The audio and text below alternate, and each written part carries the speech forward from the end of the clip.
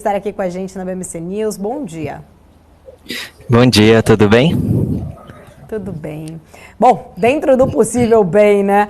Bruno, eu queria começar falando contigo justamente sobre a reação do mercado, principalmente, né, desde o nome aí de Aloysio Mercadante no BNDES, logo depois deste anúncio que o Lula fez, a gente viu ontem, né, o mercado engatando aí uma baixa muito forte. Teve toda essa questão que a gente estava discutindo agora há pouco, essa aprovação dessa mudança da SMP para realmente, né, ter aí Mercadante à frente do BNDES. Queria entender a sua visão, quais pontos importantes que o mercado destaca, né, neste assunto, por que dessa reação especificamente, né, por que o mercado não gosta exatamente do nome de Mercadante à frente do BNDES? Então, o nome do Mercadante no BNDES é muito ruim, né? Pelo histórico que a gente teve no governo Dilma, então a gente viu que aumenta gastos sem ter contrapartida, isso acaba gerando inflação, acaba aumentando a taxa de juros, então isso acaba sendo muito ruim para os mercados. Então essa reação é muito condizente aí com esse cenário, né? Principalmente quando a gente olha câmbio e juros. Depois, quando a gente olha particularmente para as ações, a gente vê que teve uma mudança na lei das estatais para permitir que o mercadante ele assumisse o BNDES, e isso pode ter consequências, então, para a Petrobras. Depois, pensando também em outras falas que a gente viu ontem, né, que a ideia é que o Estado ele seja um provedor de crédito, e nesse caso, crédito subsidiado, então a gente vê que, poxa, é um indicativo de que o governo vai usar a Caixa, o Banco do Brasil e o BNDES para fazer a implementação disso.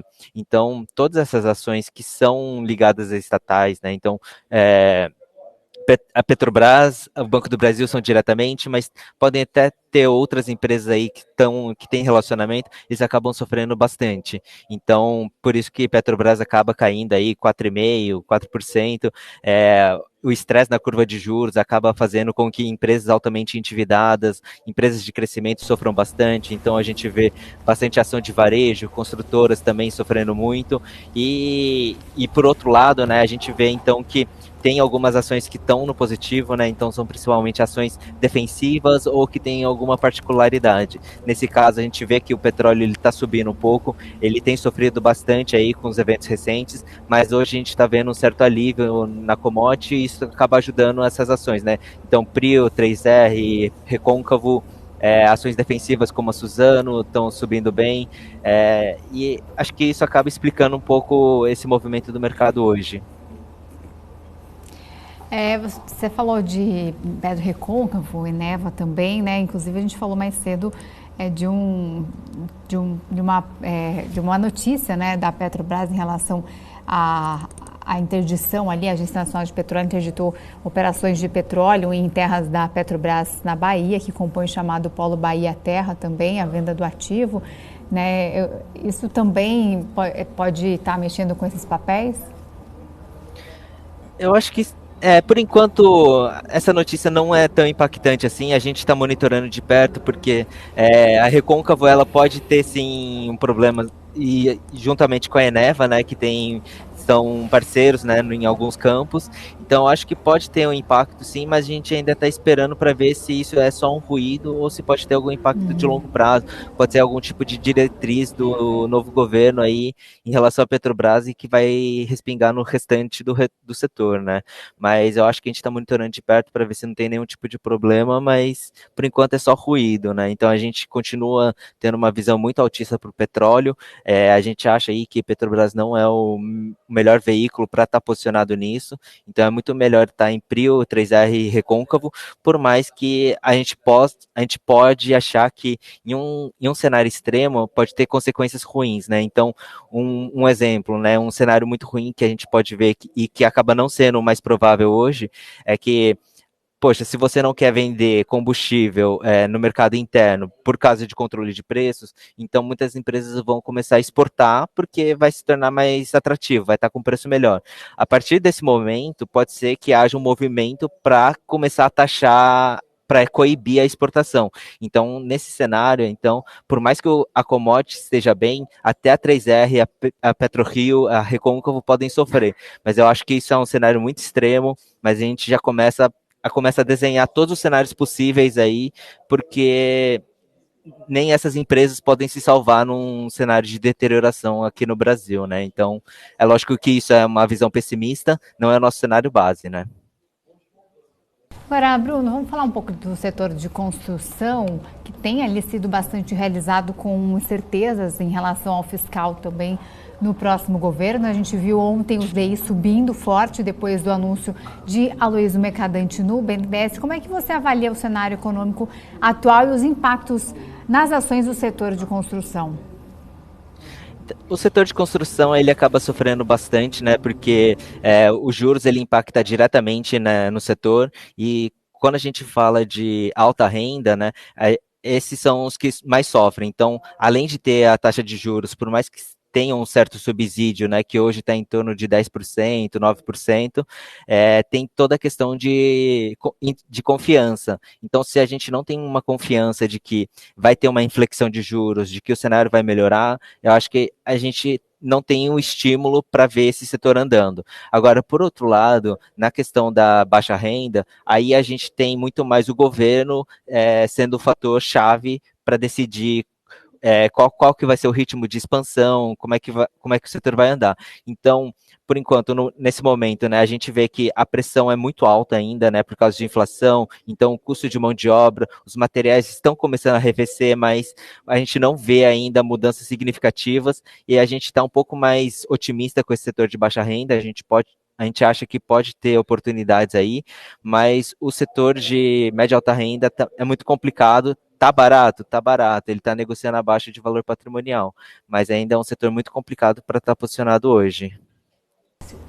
E com a chegada do governo Lula, houve uma expectativa ali, né, de estímulo maior ao setor de construção por conta do Minha Casa Minha Vida, mas os juros altos podem segurar também o ímpeto da moradia. Nesse contexto, você acredita que as consultoras voltadas à baixa renda vão ter mais dificuldades? Eu acho que agora, num primeiro momento, sim, mas isso provavelmente vai ter que ser solucionado pelo programa, né? Então, à medida que a gente tem a revisão no programa Minha Casa Minha Vida, eu acho que a situação dessas empresas pode melhorar.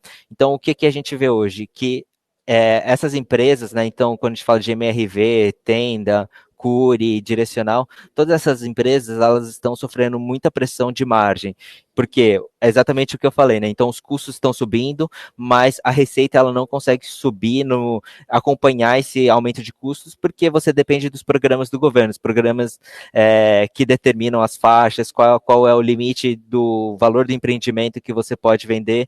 Então, tudo isso acaba pressionando as margens dessas empresas. Então, a partir do momento que a gente vê o novo governo fazendo alterações no Minha Casa Minha Vida e ajustando essas faixas, permitindo com que o valor seja mais alto, eu acho que a gente pode ter uma descompressão nas margens e a partir desse momento, então, os resultados devem começar a acompanhar, devem começar a melhorar. Então, talvez no curtíssimo prazo agora, até resultado do primeiro e segundo trimestre, talvez a gente não veja nenhuma melhora, mas depois, a partir do segundo semestre, pode ser que tenha melhora sim no setor de construção civil voltado para baixa renda. E até mesmo as elétricas, né, que são consideradas empresas mais defensivas, têm sofrido também nos últimos meses. Qual seria a razão para esse movimento? Por que as elétricas têm ficado também sensíveis a esse cenário? Nesse caso, a gente vê muito mais como fluxo, mas a gente entende também que as elétricas, elas têm toda aquela estabilidade, tem toda a questão de segurança. Então, no momento de estresse mesmo generalizado, eu acho que pode ser uma boa ideia ir para a elétrica, eu acho que esse é um movimento natural. Mas quando a gente olha algumas empresas também, né, então, poxa, a Eletrobras tem uma desconfiança muito grande em relação ao que pode acontecer, se o governo ele vai tentar dificultar o andamento, né, da privatização. A privatização já aconteceu, mas tem todo o turnaround que precisa ser feito. Talvez o governo ele possa tentar dificultar esse processo, possa tentar levantar discussões sobre voltar a ser uma estatal, o que a gente acha que é muito difícil, mas só de ter essa discussão, acho que acaba atrapalhando a ação. Depois, nos outros papéis, né, nas elétricas no geral, quando a gente olha distribuidora, até transmissora, a gente vê que muitos papéis são considerados bond proxies, né, ou seja, são são empresas que são parecidas com renda fixa. Tanto é que um jeito da gente analisar essas ações, a gente tenta comparar com uma renda fixa indexada a IPCA. Então, por exemplo, quando a gente olha uma Taesa, a gente sempre pensa, poxa, ela está negociando a que taxa? Ah, está negociando uma TIR real de IPCA mais 5, por exemplo. Uma Eletrobras está negociando uma TIR real de IPCA mais 12. Então, é esse tipo de comparação que a gente faz. E quando os juros acabam subindo, então é natural que as ações caiam, porque acabar ajustando essa rentabilidade potencial. Então é muito parecido com renda fixa, né? Então quando o juro sobe, a renda fixa cai, e quando o preço da renda fixa cai, então o seu retorno potencial aumenta, né? Porque você está comprando um ativo mais barato. Então eu acho que grande parte do setor elétrico tem essa visão, né, de bond proxy, e eu acho que acaba caindo junto por essa questão técnica. Porque quando a gente pensa em fundamento, é o que eu falei, né? Ele é muito seguro, é um dos setores que tem maior previsibilidade.